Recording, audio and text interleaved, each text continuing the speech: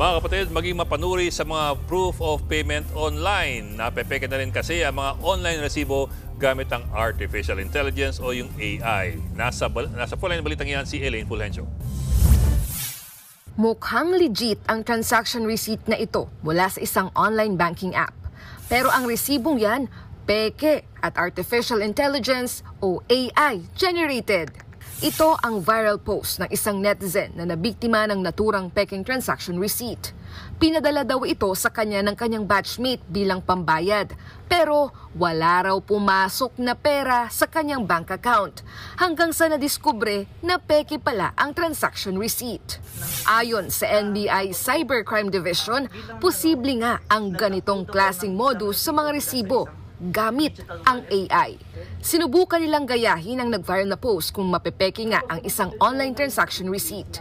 Nag-send lang ang tauhan ng NBI ng screenshot ng lehitimong online receipt sa AI chatbot. At gaya ng nag-viral na post, nakagawa nga sila ng peke.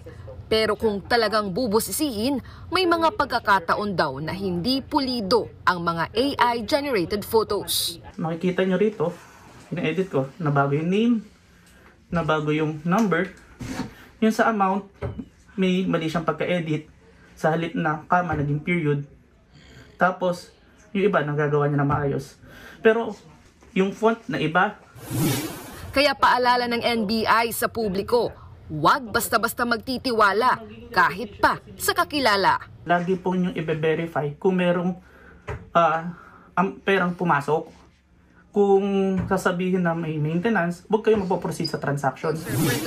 Mungkahi naman ng isang data security expert, makakatulong kung magkakaroon ng security features ang mga artificial intelligence app para hindi magamit ng mga scammer. Pwede nilang i-ban yung mga prompt na mag-generate ng mga transaction receipts. Pwede nilang i-limit yung yung i-generate ng kanilang ng kanilang software. Nagbabalita mula sa Frontline, Elaine Fulgencio, News 5. Mga kapatid, Ed Lingaw po, maging maalam at may pakialam sa mga napapanahong balita sa ating bansa. Para sa mas malalimang pagtalakay at paghimay sa mga issue at headlines, tumutok lamang at pag-subscribe sa social media pages ng News 5.